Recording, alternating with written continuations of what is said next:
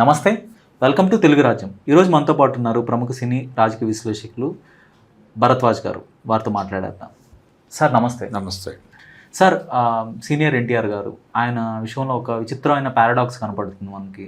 అంటే రెండు పరస్పర విరుద్ధమైన భావజాలాలు ఆయన తీసిన పాత్రలు కానీ, ఆయన వ్యవహార శైలి కానీ, ఆయన సినిమా డైలాగులు కానీ తీసుకుంటే మనకి రెండు పరస్పర విరుద్ధమైన భావాలు కనపడతాయి. ఒకటి, ఆయన పౌరాణిక పాత్రల్లో రాముడు కృష్ణుడి పాత్రలో చాలా మెప్పించారు. ప్రజలు ఆయన్ని చూస్తే సినీ ప్రేక్షకులు ఆయనే దేవుడు అలా ఉంటాడేమో అని భావిస్తారు. మరొకవైపు ఆయన ఈ పురాణాల మీద లేదంటే ఈ హిందూ సాంప్రదాయాల మీద కొంత ఆయన అటాక్ కూడా చేశారు. కొంత ఒక తరహాలో చాలా డైలాగులు ఉంటాయి. అలాగే దానవేరు సూరకర్ణలో చాలా వరకు ఆయన డీవియేట్ చేశారని ఆ స్టోరీని. సో ఇవన్నీ ఉన్నాయి. సో మీకు తెలిసిన హిస్టరీ ఏంటి ఈ విషయంలో? అంటే ఎన్టీ రామారావు గారిలో ఒక ఇంటిగ్రిటీ కనిపిస్తుంది. ఆ ఇంటిగ్రిటీ ఏంటంటే ఆయన పుట్టిన ప్రదేశంలోనే త్రిపురనేని రామస్వామి గారు కూడా ఉన్నాడు. అంగళూరు ఆయనది, ఇంది నిమ్మకూరు.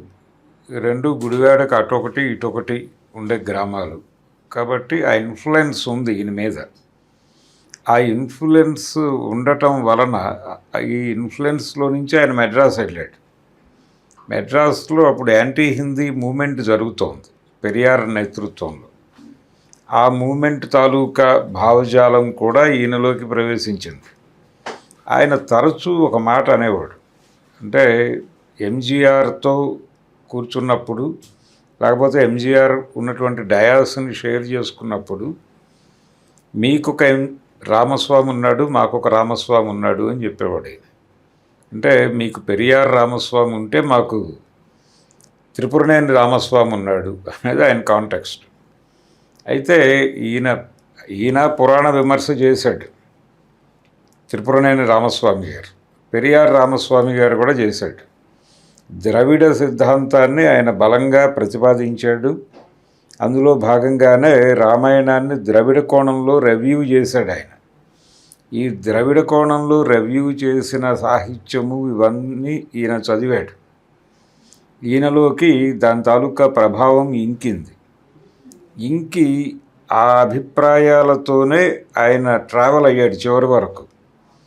ఈ యాంటీ కాంగ్రెస్ అనే ఆలోచనకు కూడా అదే పునాది. అంటే యాంటీ బ్రాహ్మిన్, యాంటీ కాంగ్రెస్ ఈ రెండూ జమిలిగానే చూశాడు. కాంగ్రెస్ పార్టీ బ్రాహ్మణ పార్టీగానే చూశాడు ఆయన. ఇప్పుడు జవహర్లాల్ నెహ్రూ అనేవాడు అతని ఐడెంటిటీని ఇస్లాంలో చూపించే ప్రయత్నం ఆర్ఎస్ఎస్ వాళ్ళు చేస్తున్నారు. అయితే వీళ్ళు ఆయనలో బ్రాహ్మణ్ణి చూశారు. చూసి దాన్ని బ్రాహ్మణ పార్టీగా మాట్లాడిన సందర్భాలు అనేక ఉన్నాయి. అదే యాంగిల్ ఇంది కూడా. అందుకని యాంటీ బ్రాహ్మిన్, యాంటీ కాంగ్రెస్ ఈ రెండింటినీ జమిలిగానే చూశాడు. దాంతోపాటు యాంటీ హిందీ గొడవ కూడా ఉంది. ఇవన్నీ కలిసి ఆయన ఈలోపు ఫెడరల్ స్ట్రక్చర్ అనేటువంటి ఒక అభిప్రాయం ఉండేది ఆయనకి. అంటే భారతదేశం ఎప్పుడూ శిలా సదృశ్యంగా ఇలా లేదు, ఏ ప్రాంతానికి ఆ ప్రాంతం ఉండేది. వీటన్నిటినీ కలిపి టైలరింగ్ చేశారు.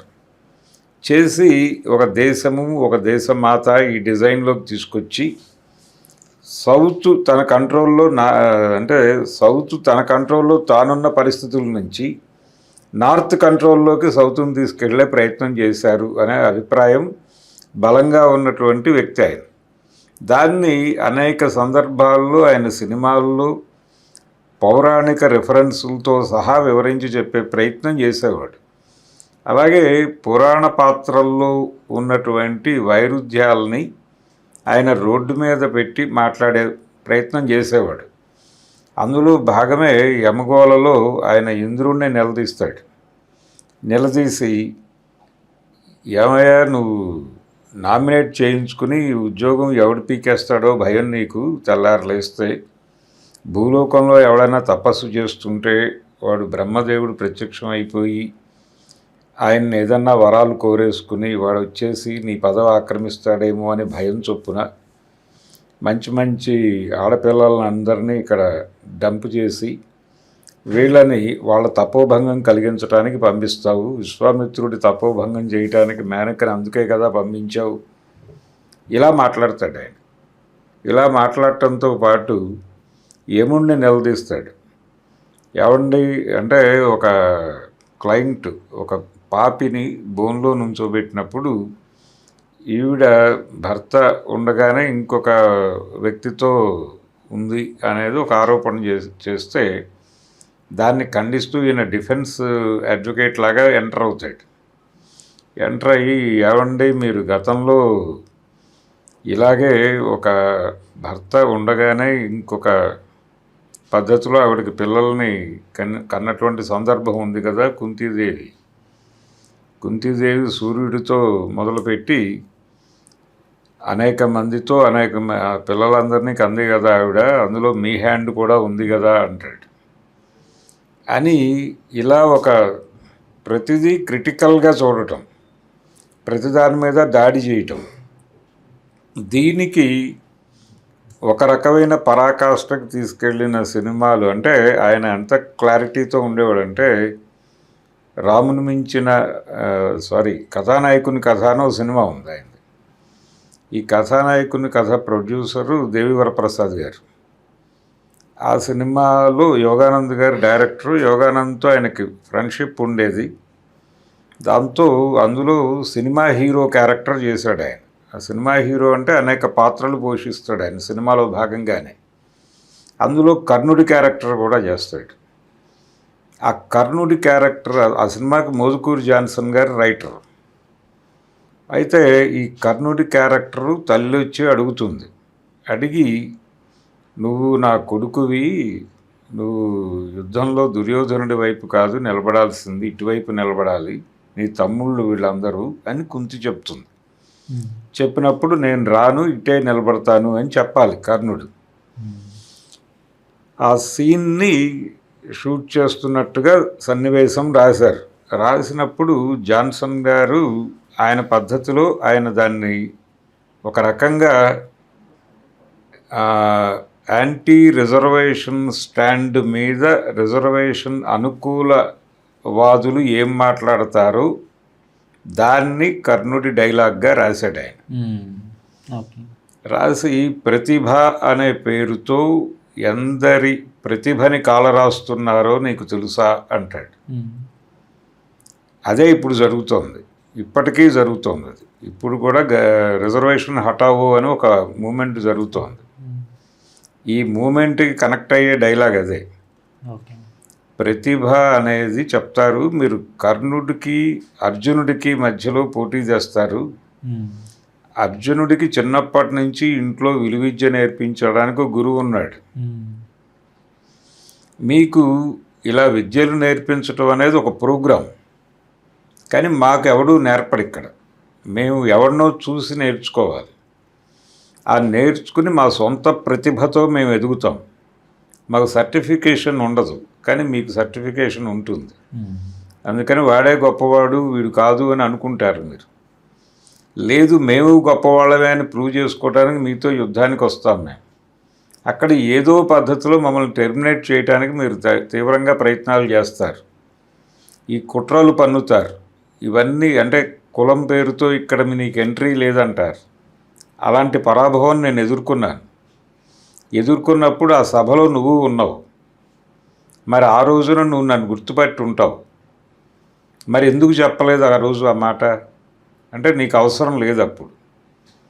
కాబట్టి నువ్వు ప్రో అర్జునుడు స్టాండ్ తీసుకుని నన్ను నీ కొడుకుగా చెప్పడానికి మొహమాట పడ్డావు. కానీ ఇప్పుడు వచ్చావు. ఇప్పుడు ఎందుకు వచ్చావు? నీ ప్రోగ్రాం దుర్యోధనుని వీక్ చేయటం. అందుకని నన్ను అతని పక్క నుంచి తప్పించేస్తే అతను వీక్ అవుతాడని వచ్చావు. నేను ఎందుకు తప్పుకుంటాను? నాకు బాసటగా నిలబడ్డాడు కదా ఆ టైంలో. అందుకని నేను అది వదిలిపెట్టను ఇప్పుడు. రెండోది, నన్ను ఆ రోజు మీరందరూ కలిసి గాయపరిచారు. కాబట్టి దానికి నేను ఇప్పుడు మీతో అసోసియేట్ అవ్వటం అనేది కుదరదు. ఇది ఒక రకంగా జాతి వైరంగా మార్చింది మీరే. సో ఈ యుద్ధం చేసి తీరుతాను నేను అని చెప్పి పంపించేస్తాడు ఆ తల్లిని. అక్కడ ఒక విచిత్రమైన ప్రయోగం చేస్తాడు. నీ కుమార పంచకాన్ని కాపాడుకోవడానికి అంటాడు. నీ కుమార పంచకాన్ని కాపాడుకోవడానికి వచ్చావు నువ్వు అంటాడు ఆవిడ్ని. ఈ సీన్ యాక్ట్ చేసేసిన తర్వాత ఆయన జాన్సన్తో చెప్పాడు, ఓసారి ఆఫీస్కి వచ్చి కనిపించండి, పనుంది అని. ఈయన వెళ్ళి కలిశాడు ఆయన్ని. కలిస్తే మనం క్యాస్ట్ ఓరియంటేషన్లోనే రామాయణము కర్ణుడి క్యారెక్టర్ తీసుకుని ఒక డిజైన్ చేయాలని చాలా కాలంగా అనుకుంటున్నాను నేను. ఇప్పుడు ఈ సినిమాలో కర్ణుడి క్యారెక్టర్ డైలాగ్ చెప్పేసిన తర్వాత నాకు మీరు రైటర్గా ఉంటే సరిపోతుంది అనిపించింది. మీరు రైటర్గా వస్తే మనం ఇలా దానవీర సూరకర్ణ అనే పేరుతో సినిమా చేద్దాం అని ప్రపోజల్ పెట్టాడు ఆయన. నేను కొంచెం బిజీగా ఉన్నానండి, కాబట్టి మీకు ఇంకో రైటర్ని ప్రపోజ్ చేస్తాను అని చెప్పి కొండవీటి వెంకటకవి గారి పేరు చెప్పాడు. ఆయన హేతువాది. ఆయన చార్వాక అనే పత్రికలో రెగ్యులర్గా రాసేవాడు హేతువాద వ్యాసాలు. నాస్తిక భావజాలం ఉన్నటువంటి వ్యక్తి. ఆయన్ని ఈయన సజెస్ట్ చేశాడు ఈ పౌరాణిక చిత్రానికి. సజెస్ట్ చేస్తే ఈయన నాకు తెలుసు ఆయన అని చెప్పాడు. చెప్పి ఆయన సాంస్క్రిట్ స్కాలర్. ఆయన చిట్టుగూడూరు అనే ఊళ్ళో చదువుకున్నాడు. ఆ చిట్టుగూడూరు కూడా వీళ్ళ ఊరికి దగ్గరే. అక్కడ సాంస్క్రిట్ కాలేజీ ఉండేది. ఆ కాలేజీలో చదువుకున్న విషయం కూడా నాకు తెలుసు. నేను అతని రచనలు కూడా చదివాను, చారువాకలో రాస్తాడు. చారువాక పత్రిక మీరు చదువుతారా అంటే అవును చదువుతానని చెప్పాడు ఈ పెద్ద మనిషి. ఆయన షాక్. ఇదేంటి అంటే ఎన్టీ రామారావు అనేవాడు ప్రపంచానికి ఒకలాగా ప్రొజెక్ట్ అయి ఉన్నాడు, కానీ రామారావులో ఇంకో రామారావు ఉన్నాడు అనేది అప్పుడు అర్థమైంది దీనికి. అర్థమైన తర్వాత దానిలో ఆయన్ని పిలిపించారు. వెంకటకవి గారిని పిలిపించిన తర్వాత ఆయన తనకు ఒక అసిస్టెంట్ కావాలని పద్మారావు గారిని తెచ్చుకున్నాడు. ఆయన కూడా హేతువాద ఉద్యమంలోనే ఉండేవాడు. అలా పద్మారావు గారు తర్వాత ఈయన కొండవీటి వెంకటకవి గారు, రామారావు గారు ముగ్గురు కలిసి డిజైన్ చేసిన స్క్రిప్ట్ అది దానవీర సూరకర్ణ. దానిలో ఇంకొంచెం ఇంటెన్సిఫై చేసి ఈ క్యాస్ట్ ఇష్యూని మాట్లాడతాడు ఆయన. మాట్లాడి ఎవడి కులం ఏమిటి అనేది తెలియని పరిస్థితుల్లో వీళ్ళందరూ సంపద పోగేసుకుని కులం పేరుతో అవతలని అజమాయిషీ చేసే ప్రయత్నం చేస్తున్నారు అని మాట్లాడతాడు. ఇదే రామారావు మళ్ళీ తాతమ్మ కళ అనే సినిమాలో సంపద అక్రమంగా పంపిణీ అయి ఉంది దేశంలో, అందుకని దరిద్రం ఉంది, ఆ సంపదని సక్రమంగా పంపిణీ చేయటం చేతకాక దానికి ఒక విధానం లేక దరిద్రానికి కారణం జనాభా అని చెప్పి వీళ్ళందరినీ పిల్లల్ని కనొద్దని చెప్తున్నారు కింది కులాల వాళ్ళని.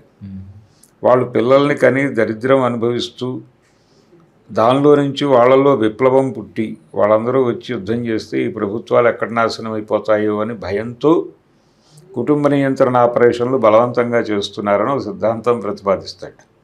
అదే ఆ సీనే కట్ అయింది. 20 నిమిషాల వల్లనే సినిమా బ్యాన్ అయింది. ఓకే.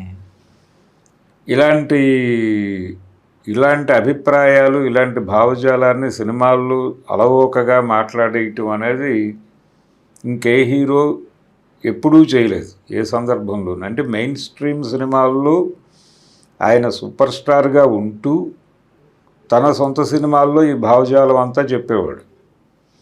అలాగే తనకు అవకాశం ఉన్న చోటల్లా ఈ భావజాలం చెప్పేవాడు ఆయన. ఇలా డబ్బుకు లోకం దాసోహం అని ఒక సినిమా ఉంది, దానికి జాన్సన్ గారే రైటర్. అందులో కూడా ఒక సీన్ ఉంటుంది. అంటే తను మారువేషం వేస్తాడు కోటీశ్వరుడిగా. ఏమంటే మీరు ఇన్ని కోట్లు ఎలా సంపాదించారు అని అడుగుతాడు ఎస్వి రంగారావు. అడిగితే కష్టపడి పనిచేసి డబ్బులు సంపాదించాను అనేది తప్పు మాట. ఎవడు కష్టపడి డబ్బులు సంపాదించడు. కష్టపడితే వచ్చేది కూలీ డబ్బులు, అది తినటానికి కూడా సరిపోవు అని చెప్తాడు. చెప్పి డబ్బులు సంపాదించే ప్రతివాడు వేరే కార్యక్రమం ఉంటుంది వాడికి, అందులో కొంతమందిని చంపేయచ్చు కూడా. ఎన్నో కొంపలు ముంచితే తప్ప ఒకడు లక్షాధికారి కానేరాడు అని చెప్తాడు. ఓకే.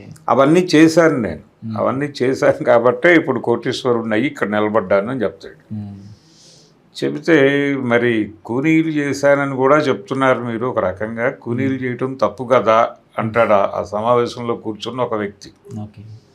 అనగానే వెంటనే రంగారావు గారితో డైలాగ్, అలా కాదు, పెద్దవాళ్ళు చేసే కూనీలని మనం కూనీలు అనకూడదు, చాలా తప్పది అని చెప్పి పురాణ రెఫరెన్స్లోకి వెళ్తాడు.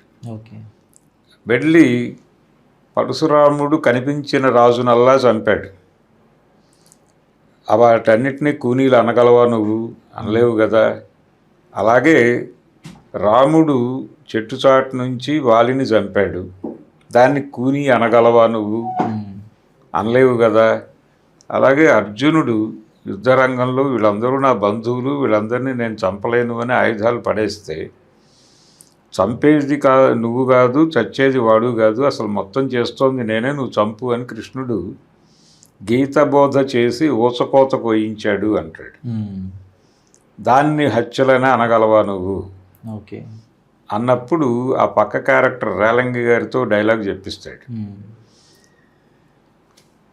అవన్నీ ధర్మ సంస్థాపన కిందకు వస్తాయి అని చెప్పి. అంటే ధర్మంతో ఈ రకమైనటువంటి ధర్మం పేరు చెప్పి ఈ హత్యలు చేయవచ్చు, తప్పులేదు. ధర్మం కోసం హత్యలు చేయటం తప్పు కాదు, ధర్మం కోసం చంపేదాన్ని హత్యలుగా చూడకూడదు, అది ధర్మ సంస్థాపన కోసం చేసేటువంటి కార్యక్రమంగా మాత్రమే చూడాలి అని ప్రతిపాదిస్తాడు టోటల్గా ఆ సీన్లో.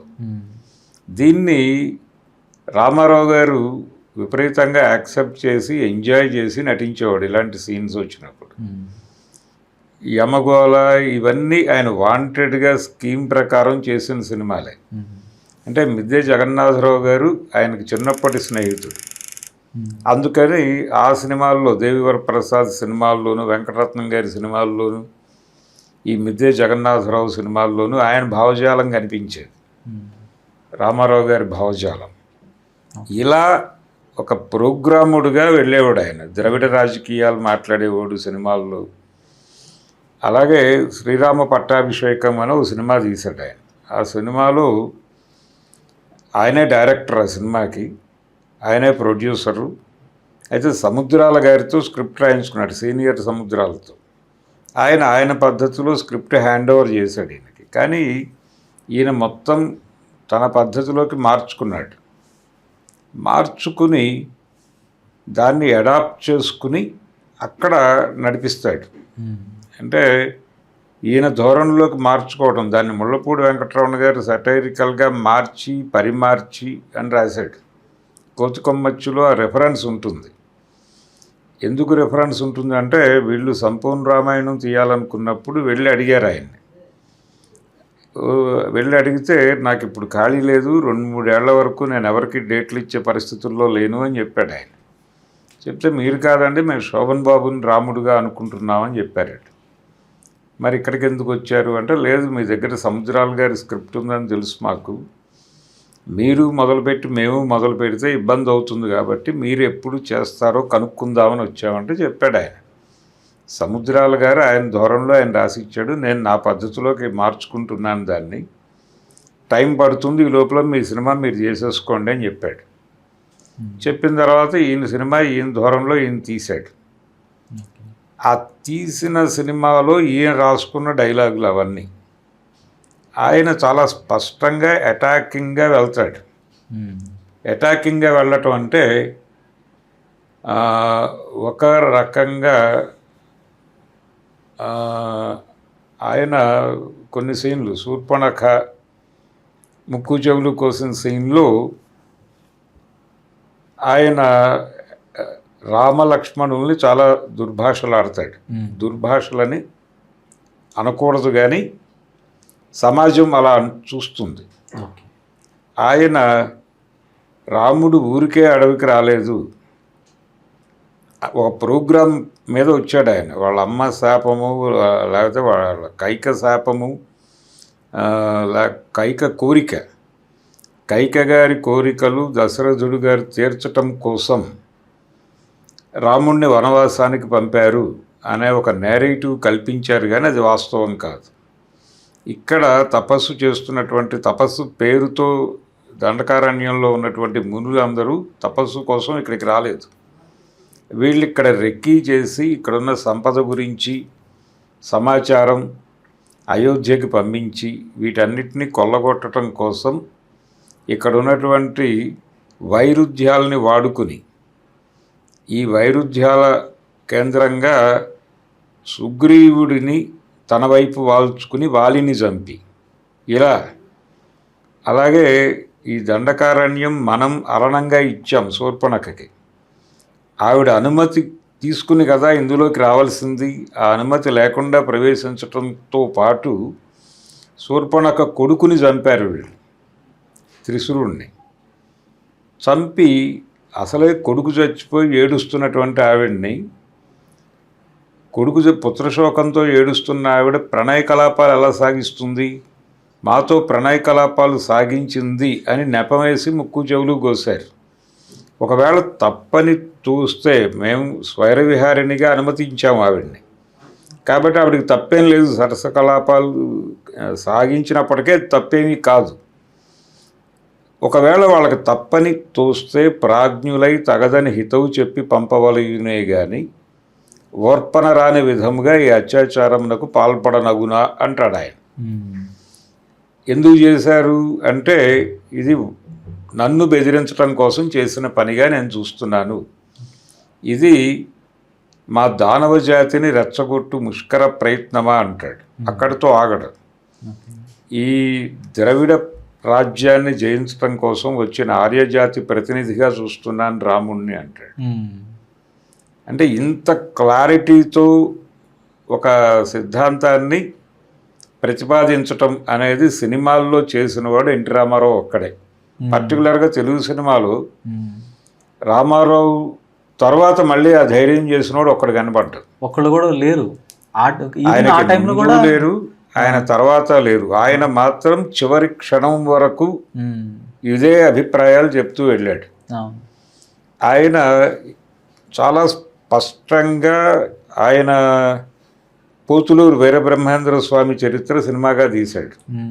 ఆయనకి ముందు కూడా ఆ కథను సినిమా తీయాలనుకున్న వాళ్ళు ఉన్నారు. ఉదాహరణకి కరుణామయుడు తర్వాత విజయ్ చందర్ చేయాలనుకున్న కథ అదే. అనుకుని బాపు రమణల దగ్గరికి వెళ్ళాడు. వెళ్ళి ఇలా వీరబ్రహ్మం గారి చరిత్ర సినిమా తీద్దామంటే రమణ గారు డిస్క్రైబ్ చేశాడు అతన్ని వద్దు అని. ఎందుకు డిస్క్రైబ్ చేశాడంటే, ఆయన బ్రాహ్మణేతర ఋషి. ఈ బ్రాహ్మణేతర ఋషి కథని సినిమా చెప్పటం పట్ల ఆయనకి ఎక్కడూ వద్దనిపించింది. అనిపించి అదే అభిప్రాయాన్ని విజయ్ చందర్కి చెప్పి, నువ్వు ఆల్రెడీ యేసు ద్వారా ఐడెంటిటీ తెచ్చుకున్నావు, సో అదే టైం లైన్లో ఇంకొక కథ సెట్ చేద్దామని రాజాధిరాజు సినిమా తీయించారు ఆయనతో. దానికి మార్క్ ట్వైన్ ఇన్విజిబుల్ మ్యాన్ అని ఒక కథ ఉంటుంది, ఇన్విజిబుల్ స్ట్రేంజర్ అని. దాన్ని తీసుకొచ్చి దీనికి అడాప్ట్ చేసి రాజాధిరాజు అనే సినిమా తీశారు.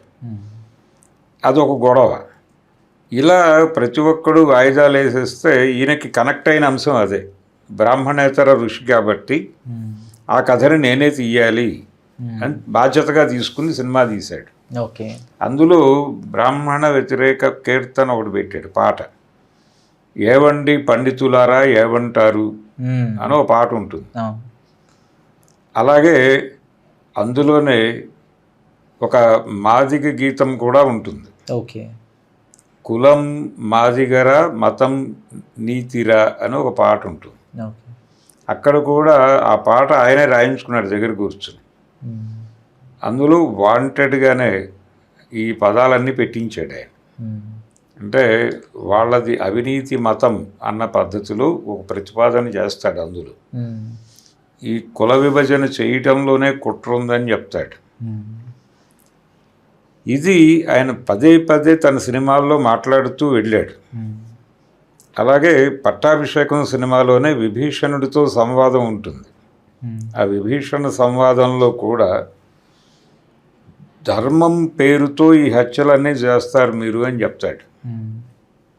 ఈ ధర్మం పేరిట నీ స్వజనుల్ని చంపుతావు నువ్వు రాముడి కోసం, అంటే రాముడి మెప్పు కోసం. అంటే ఇలాంటి గూఢచర్యం వాళ్ళు అడాప్ట్ చేస్తారు ప్రతి చోట. అతను అయోధ్య నుంచి ఆయుధాలు లేకుండా వచ్చాడనే విషయం మనం గుర్తుపెట్టుకోవాలంటాడు. సైన్యం తెచ్చుకోవాలా, ఆయుధాలు తెచ్చుకోవాలా, అలా వచ్చాడు నిరాయుధుడిగా. ఊరికనే తమ్ముడిని భార్యని పెట్టుకుని వచ్చాడు, ఒక ఫ్యామిలీ టూర్ లాగా వచ్చాడు. నిజానికి వాళ్ళ అమ్మ కోరిన కోరిక ఏమిటి? ఆయన 14 సంవత్సరాలు అరణ్యవాసం చెయ్యమని చెప్పింది ఆవిడ, కైక గారు. ఆయన అక్కడే ఉండొచ్చు కదా, అయోధ్య పక్కన ఒక పర్ణశాల నిర్మించుకుని అడవిలో ఉండి వెళ్ళిపోవచ్చు కదా 14 ఏళ్ళు అయిపోయిన తర్వాత హ్యాపీగా. ఎందుకు ఈ నడక కార్యక్రమం మొదలుపెట్టి ఇదంతా తిరుగుతూ వీళ్ళందరినీ చంపాడు? అంటే అతనికి ఒక ప్రోగ్రాం ఉంది, ఆ ప్రోగ్రాంలో భాగంగానే ఈ హత్యాకాండ అంతా చేశాడని చెప్తాడు స్పష్టంగా.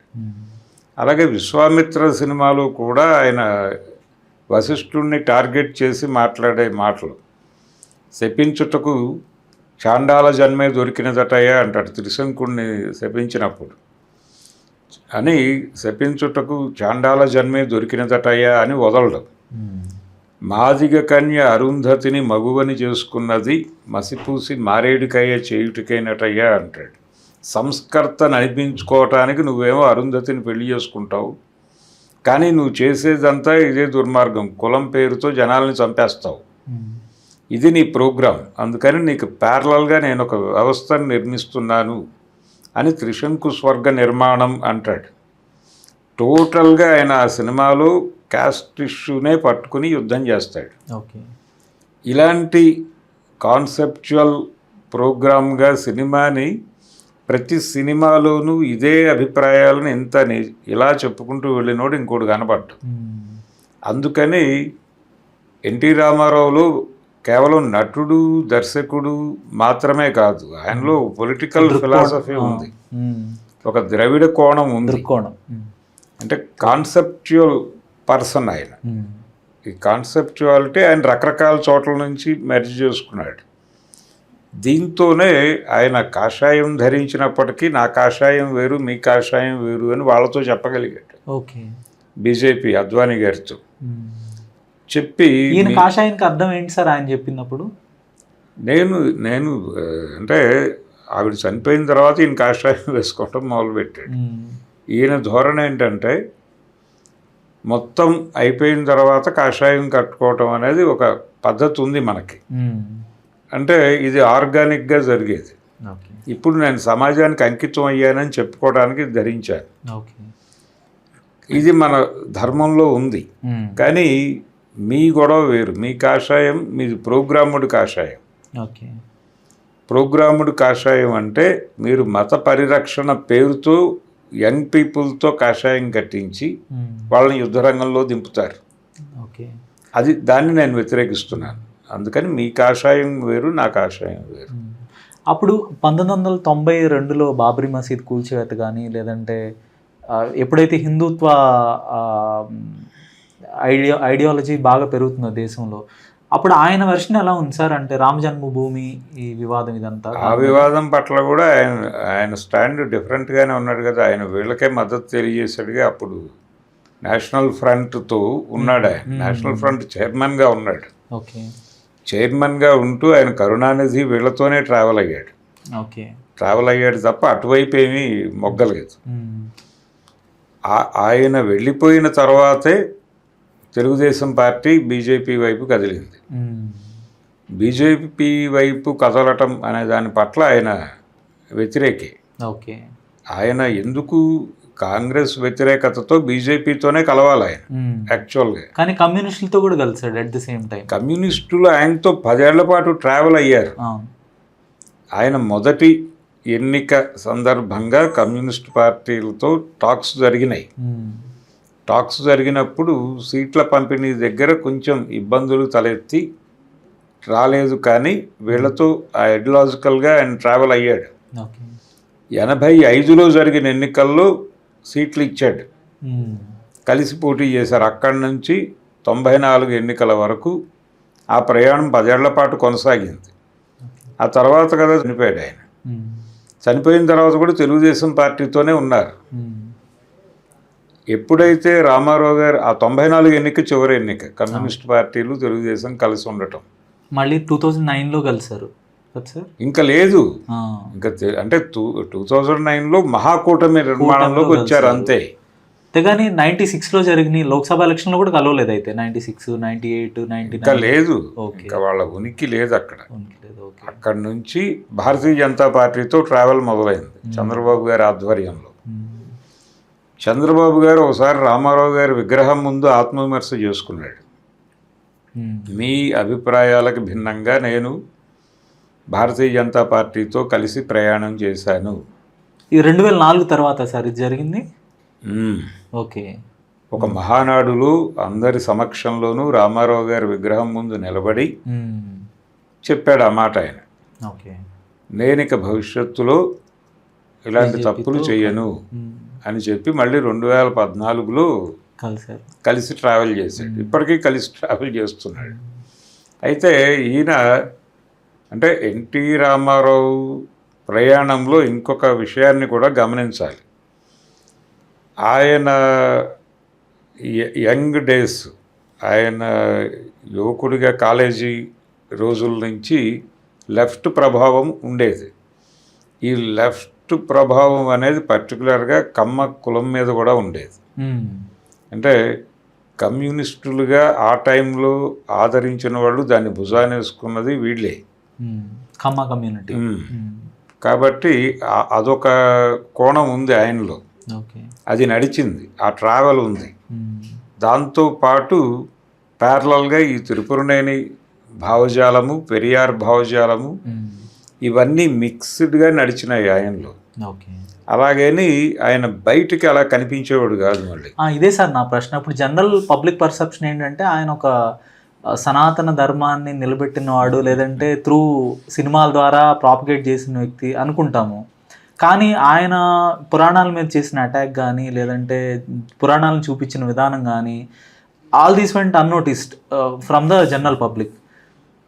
బట్ లేదు, అంటే జనాలకి కూడా కొంత కన్వే అయిపోయింది. ఆయన యమగోళ సినిమా చాలా పెద్ద హిట్ కదా. ఆ సినిమాల్లో ఆయన చేసిన పురాణ విమర్శ అంతా విన్నారు జనాలు, విన్నారు, ఎంజాయ్ చేశారు. అంటే అప్పటికి హిందూ మతంలో ఉదారవాదం ఉంది, హిందూ మతం మరీ హిందుత్వగా మారలేదు. అందుకని వాళ్ళు ఎంజాయ్ చేశారు ఈ పురాణ విమర్శని, తప్ప విమర్శించలేదు. అలాగే దానవేరు సూరకర్ణలో ఆయన కొంచెం ఒక ఎక్స్ట్రీమ్కి వెళ్ళి కథా స్క్రీన్ ప్లే దర్శకత్వం ఎన్టీ రామారావు అని వేసేసుకుంటాడు. అయితే రామారావు గారి సినిమాలని బ్రాహ్మణ కమ్యూనిటీ కొంచెం జాగ్రత్తగా గమనించేది.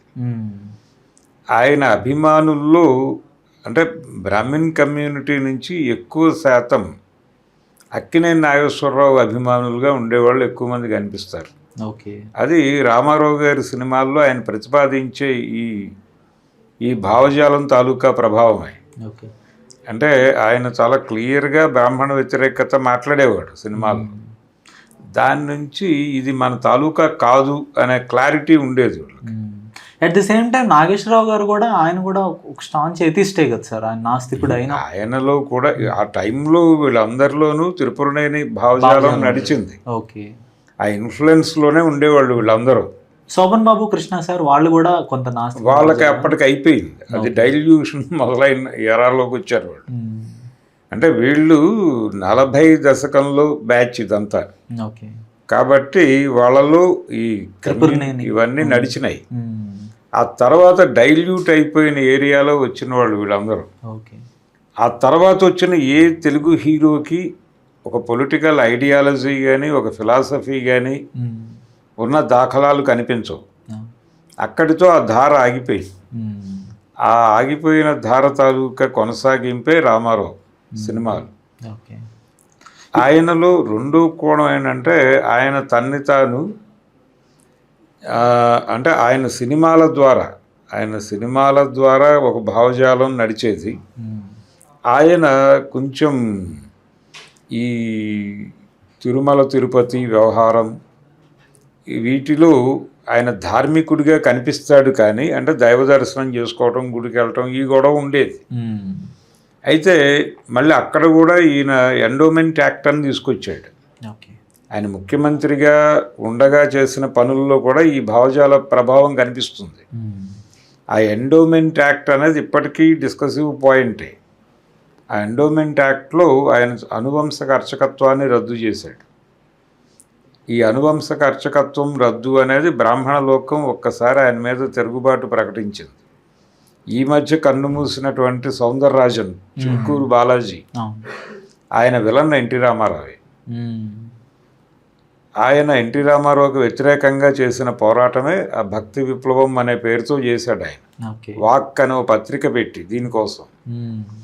అంటే అనువంశక అర్చకత్వం రద్దు చేయటంతో పాటు ఆయన దేవాలయాల్లో ఈ అర్చక వ్యవస్థ రిక్రూట్మెంట్ అంతా కూడా ఏపీపీఎస్సీ నుంచి జరగాలి అన్నాడు.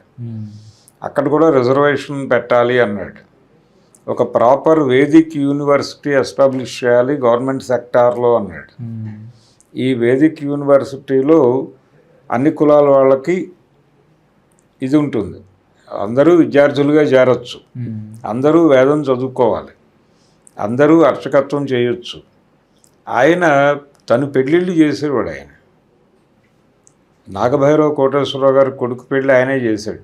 వెళ్ళి ఏంటి డిలే అంటే ఎవరో రావాలి అంటే వాళ్ళెందుకు రావడం, నేను చేసేస్తాను పెళ్ళి అని చేసేసాడు. వెళ్ళి కూర్చుని ఆయన సీఎంగా ఉండి. అలాంటి అభిప్రాయాలు భావజాలము వ్యాప్తిలోనే ఉండేవాడు ఆయన చివరి క్షణం వరకు కూడా.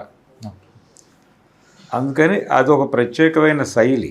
అందుకని ఈ వీళ్ళందరి ప్రభావం ఉండటం వల్ల ఆయన కాన్షియస్గా ఇలాంటి డైలాగులు చెప్పగలిగాడు. ఆయనే రాసుకుని చెప్పినటువంటి పరిస్థితి శ్రీరామ్ పట్టాభిషేకం. రెఫరెన్స్లు చూసుకోవచ్చు, విశ్వామిత్ర సినిమా చూసినా అర్థమవుతుంది, అది వీరబ్రహ్మం గారి చరిత్ర చూసినా అర్థమవుతుంది, శ్రీరామ పట్టాభిషేకం సినిమా చూసినా ఎన్టీ రామారావు ఏమిటి అనేది అర్థమవుతుంది. ధన్యవాదాలు సార్. Thank you.